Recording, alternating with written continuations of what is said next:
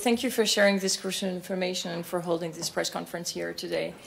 So at Bloom, we started investigating electric fishing because it seemed a really bad idea to use electricity to catch fish. And indeed, our research has confirmed that it was a bad and harmful thing to do, to electrocute marine life. That finding was expected, you may say. What was unexpected is everything else we found along the way. Because electric fishing is so intuitively harmful, we've discovered that authorizing it and then allowing its widespread expansion took actually determination. It took will. It took talent to dissimulate, creativity to come up with legal tricks and to conceal evidence. The fact that Europe is the only place on Earth that actually formally authorizes electric fishing is not serendipitous. It is, on the contrary, the result of an unspeakable agenda to make way for the most destructive fishing practices and to completely let down the best fishing jobs.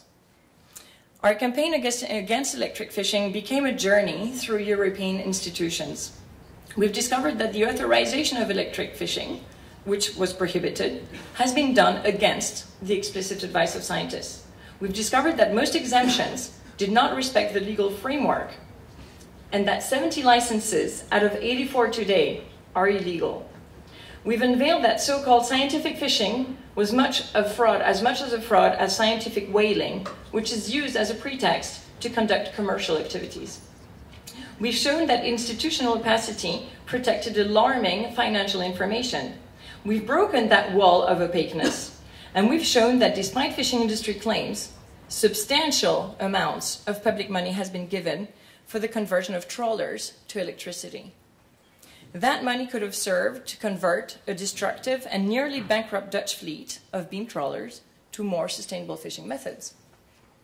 Our revelations have shed new light on how unsustainable and socially, ecologically harmful electric fishing was. Our data have convinced the Parliament to vote in favor of a full prohibition, as mentioned by Yannick Jadot and Younous today, Younous Omarjee. Yet, what has happened since? The Parliament is not defending the mandate during the trilogue negotiations. The Council and Commission are acting as if nothing had been brought to their attention.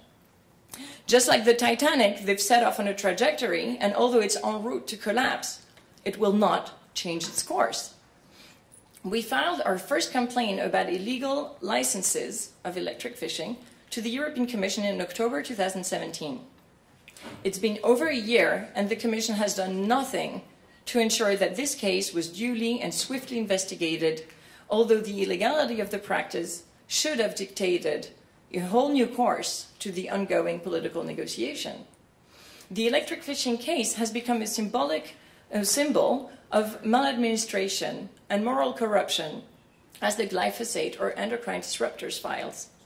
Today, we're calling on the European Ombudsman to protect citizens' rights and to swiftly investigate the obvious maladministration of the Commission in this file. There is urgency to ensure a proper investigation is done, otherwise we run the risk of having to live with an unacceptable political outcome that authorizes electric fishing to continue. This means we will lose the best practices in fishing. We will lose the integrity and functionality of marine ecosystems. And we will sooner rather than later allow electric fishing to expand to other areas, such as the Mediterranean or the Atlantic, where it will ravage coastal communities of fishermen and destroy the marine environment, just like it is doing in the North Sea. The North Sea should serve as a warning to all. If European institutions are not capable and not willing to defend citizens, small-scale and coastal fishermen, laws, and our environment against the forceful charges of industrial lobbies, then the European Union should not be surprised to disintegrate.